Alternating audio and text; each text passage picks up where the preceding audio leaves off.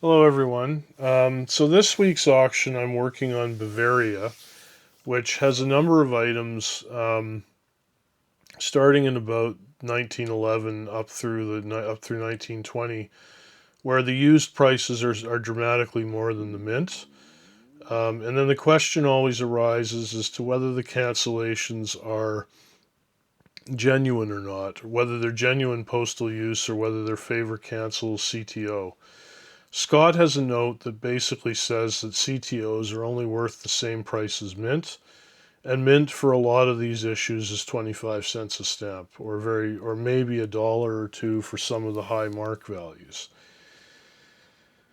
Whereas the used prices can vary from $2 a stamp all the way up to 20 or $30 a piece. So it's a very large differential. Um, a lot of German specialists will tell you that it's really important to have everything certified. My own general belief is that that's overkill. Um, it's very expensive to get certificates for everything, and there are general characteristics that you can look at of genuine cancels, um, such as the way the ink absorbs into the paper, the actual design of the cancel itself, the way it's struck, which will lend a lot of clues to its authenticity. And you can use that, I think, to get yourself to a point where you've weeded out the obvious fakes. And what you're left with is a stamp that has a really good chance of being certified if you were to send it in. And at least for me as a collector, that would be good enough for me. Especially when we're talking about stamps that catalog, less than $30 a stamp. I mean, it just doesn't make a lot of sense to me to spend the money to certify something that inexpensive. Um, so, what I'm going to do today, because I've talked about this in videos before, is I want to show you and take you through one of the sets that I'm sorting. I haven't sorted it yet. I've merely laid out the piles of the values on my desk here, and I want to take you through an actual sort as I go through it. Um, so you can see how I make the decisions and what it is I'm looking for. So as I start with each of these different values here, I'm going to start with the 5 pfennig here. And so the first thing I'm going to do is I'm going to look for any stamp. I'm going to take out the mint here. Okay, so I'll separate out the mint stamps. I'm just going to move that pile over there so I've got some more room in the main frame here so you can see me working.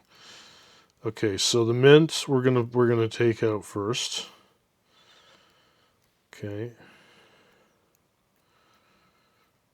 And then when I've got the U's, the first thing I'm going to do is look for anything that has gum on the back of the stamps, because if it has gum, it's at the very least it's favor canceled. And therefore it's out. It's not. It doesn't sort of meet the definition of genuine postal use. Okay, those are all used. Okay, so turn them over. Okay, those are not gummed.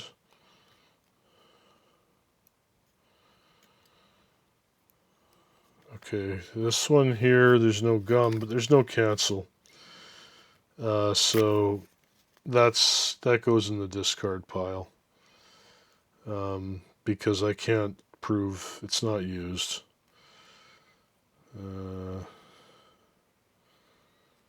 Yeah, I don't know about that. Okay, that's damaged. Okay, that one has gum. Oh, that's mint. Okay, I missed that earlier. Okay, so this pile didn't have anything with gum. Now the second thing we're going to take out is any machine cancels, because it's impossible to prove that machine cancels are genuine and not applied posthumously.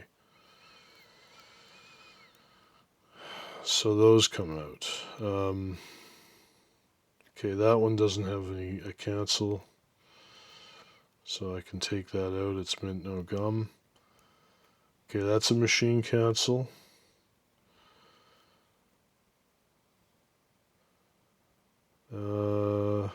I'm not sure about that. I think that's a machine cancel. That's a machine cancel. That's a machine cancel. You see? So that comes out.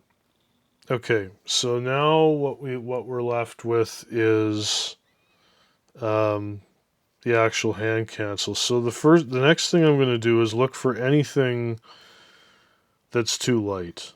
Okay, so that's because the way these cancels were struck, they tend to be quite heavy. Like these cancels here have a fairly good chance of being genuine. And that's just the way cancellations were struck. So if they're very light, they're probably no good. Okay, that's no good. It's too light, I think. I mean, I can take a quick check with my magnifying glass to see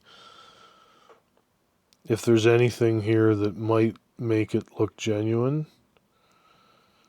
I can't read it, so I'm going to treat that as fake. Okay, so that's...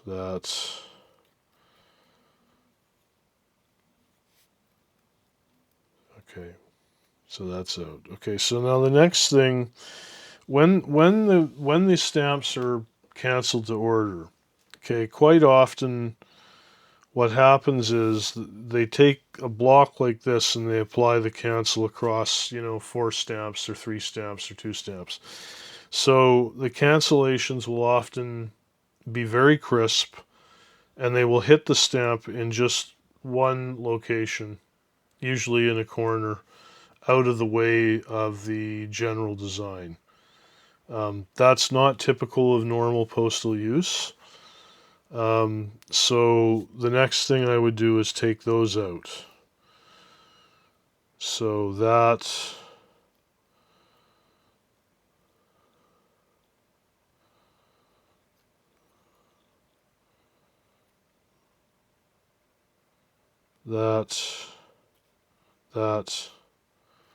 Okay, that one I'm taking out because it's too crisp.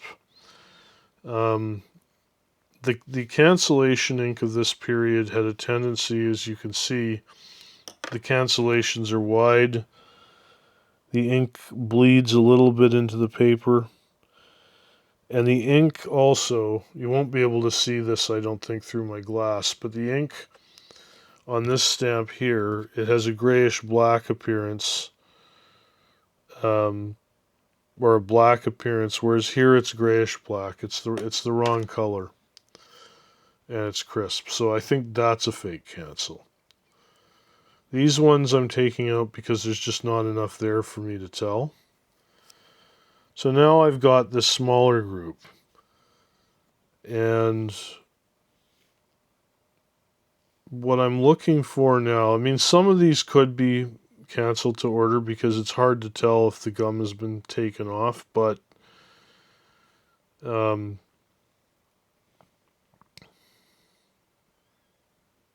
we can look at them with a more critical eye. Okay, so this, I think...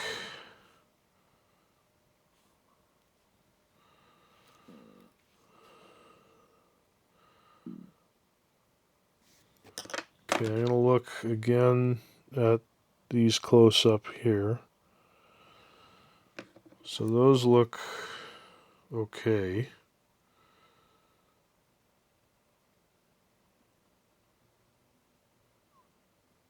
Okay.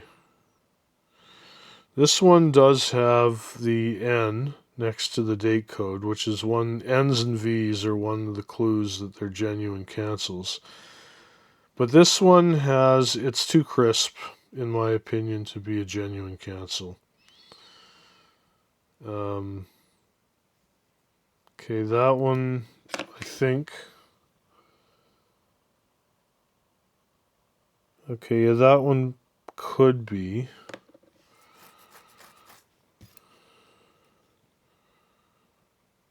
Okay, this one here, there's no date code for me to check, so it may, but there's not enough there for me to verify. The same with the block, there's just not enough there for me to be comfortable. So I think potentially all of these could be genuine. There's possibility that some of them might not be. This one here, okay, that's an unusual font. That's an unusual font for the ends, but I'm not convinced that it's not any good. This one, yeah, no, that one looks okay. So for now, I'll put those down as being potentially okay. So then I take the 10 fetting. And so now we do the same thing. So I move the 5s up there. We'll turn it over. We'll pull out all the mint. And anything that's obviously damaged as well. Like that.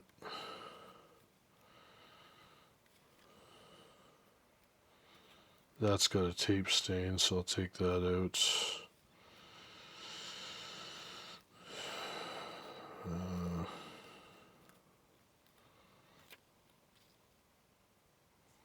That's okay, that's mint.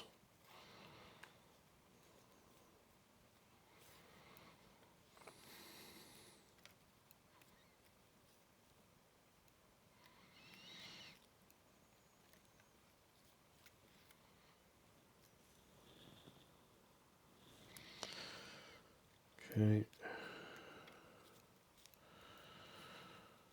Okay, that's damaged.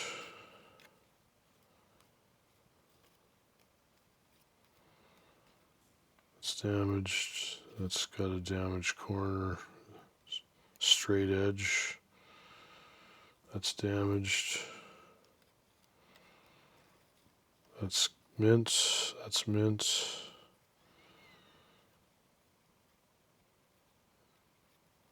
That's mint. And you'll notice when you look at the mint, you see the gum varies quite a bit, eh? Like, you get this shiny gum here and this matte gum here. So there's quite a bit of variation to collect on these, even though none of that stuff is listed, not even in Meikle.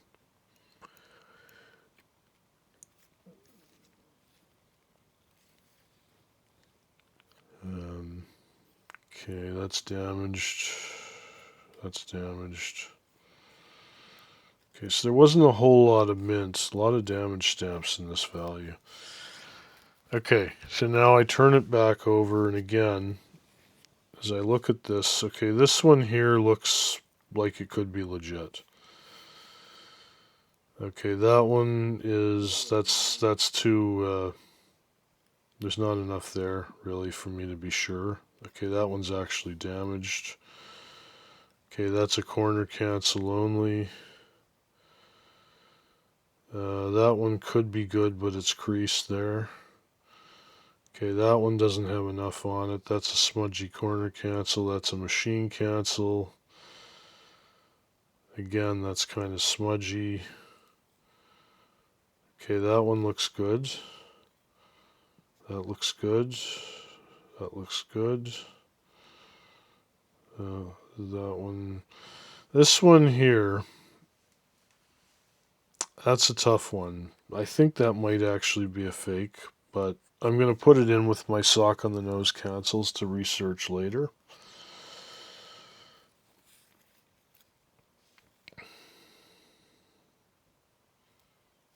Now, see, there it is again. And it's the exact same cancel. And there it is again. So, chances of having 3 identical sock on the nose cancels all on the same day and the same stamp, probably next to 0. So that's a fake. Those are fakes. Okay, that may be good. That's a machine cancel. That's a machine cancel. A corner cancel. Yeah, these don't have any real detail on them, so I can't tell what they are. This one here, that looks like it might be okay. That's fairly heavy, so that one's fine. Um, again, it's too crisp. It's weird how the ink is kind of not. It's not really absorbing in or getting into the design. It's just kind of sitting on the stamp. You see how the ink here is getting into the design. It's bleeding in, but that's not. So that it's not a pretty cancel, but that's probably perfectly legitimate. Um, that's too faint. Okay, that one's probably good. That's no good. That's no good. That's way too crisp. Okay, I mean, look at that. If you compare that to this, so that's the typical font used during this time for the cancels. This is way thinner letters, way too crisp. I mean, mail just wouldn't be canceled like that in reality. That's been applied after the fact. That one could be good. Okay, actually has a reasonably good chance of being good because it's struck twice in two places. If this was a CTO, it would only be one of these two, so I'm going to treat that one as good. That's a machine cancel. This, I think, is probably good. There's a block with, a reasonably heavy rubber cancel. I think that's probably a good block because it's struck twice. It's got perf separations and stuff, but yeah, I think that's probably okay. Sock on the nose, Munich. Okay, I would put that with my sock on the nose to check it later. Okay, that's a very heavy cancel. It's probably okay, but in this context, I'm going to throw it away because it's just heavier than I would want. Yeah, yeah, not enough detail here. Machine cancel.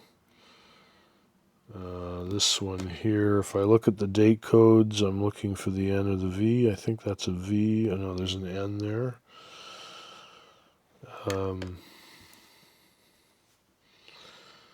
Yeah, that could be. It's kind of borderline, but that's, get rid of all these. Okay, that is probably okay. That's not, and that's not. So this is all discard pile. Okay, so then the next value again is the 15 fenning. So we'll move the 10s up here. Again, we'll get the mint out first, and then the used, and any damaged stamps. Okay, how are we doing on time? We got 20 minutes in here.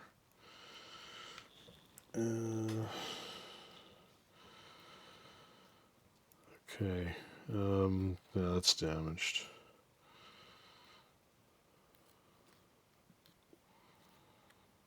It's damaged.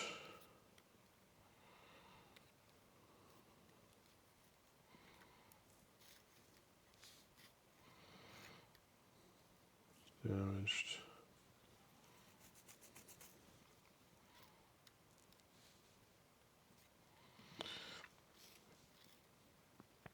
Damaged.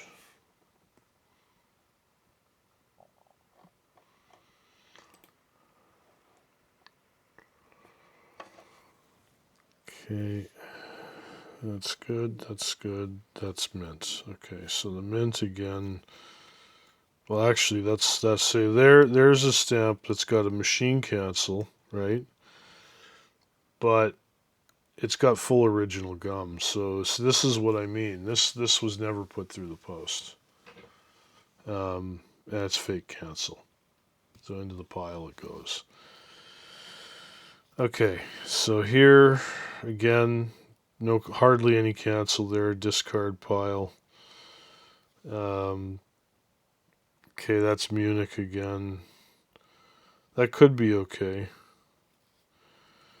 Okay, that's two lights.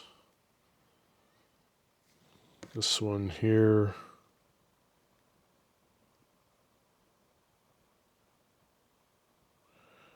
Doesn't go all the way to the edge here, which is weird. So I'm going to treat that as a fake.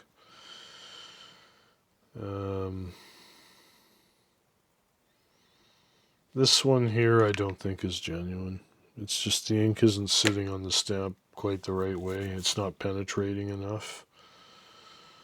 That's okay, I think. That's nothing. That's a pen cancel or pencil cancel. Okay, that's actually probably genuine. Yeah. No. Yeah, that's probably okay. Same with that.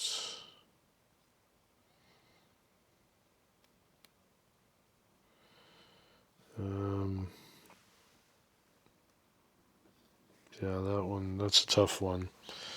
But I'm going to put it in here for now because it's not really readable. You'll notice that all the cancels I'm picking out, I mean, they might be heavy or a little bit smudgy, but they're all readable.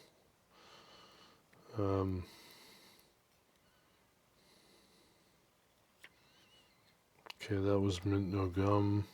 Two faints. Probably okay.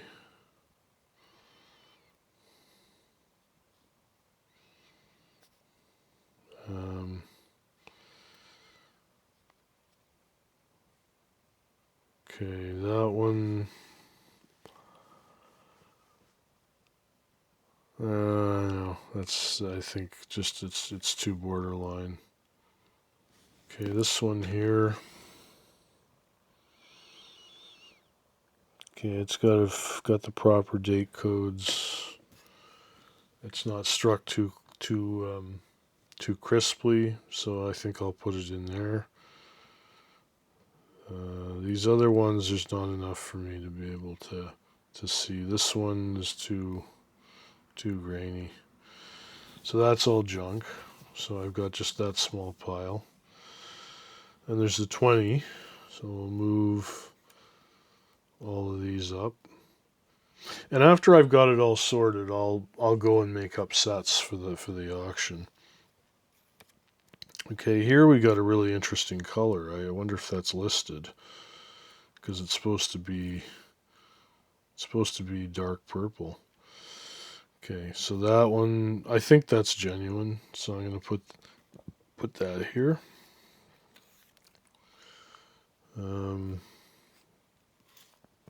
So again, let's get the mint out.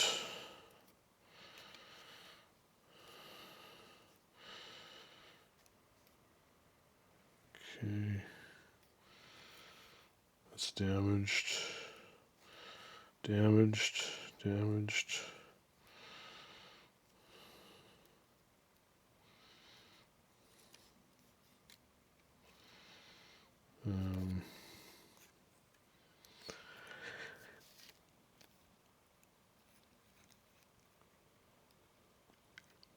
Yeah. Okay. So. Okay. Now here we've got an actual. I don't know if you could see it. We've got an actual hand stamp from Inflation Berlin on this one. So this is an actual certified example. What's really interesting is there's not a whole lot here to judge. So this was a real expert, and it is. It's so that one I'm going to put aside over here. So I mean, it is possible that some of what I've been discarding is good, but I just don't have the expertise to be able to say that it is. And in truth, there's enough other stamps here that are probably just fine, which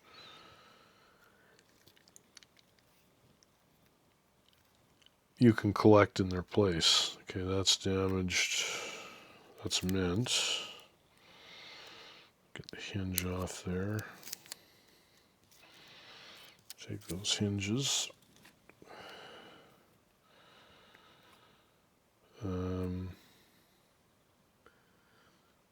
So then there's that. Okay, that's mint. So far we've got 3 mint stamps.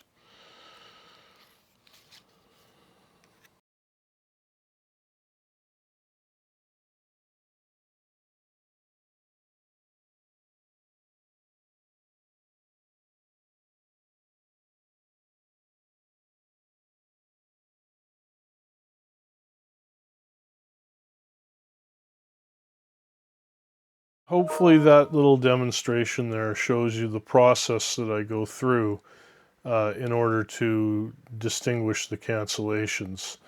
Um, Obviously, if you had a little bit closer up view of each stamp, it'll be easier to follow what I'm saying. But I think even just going through the general process of elimination and examining the cancels in the way I've described them should hopefully be helpful. It's really not that difficult in my view. I do think that if you're looking for perfect certainty, then obviously you have to send your stamps off to be certified by a BPP expert.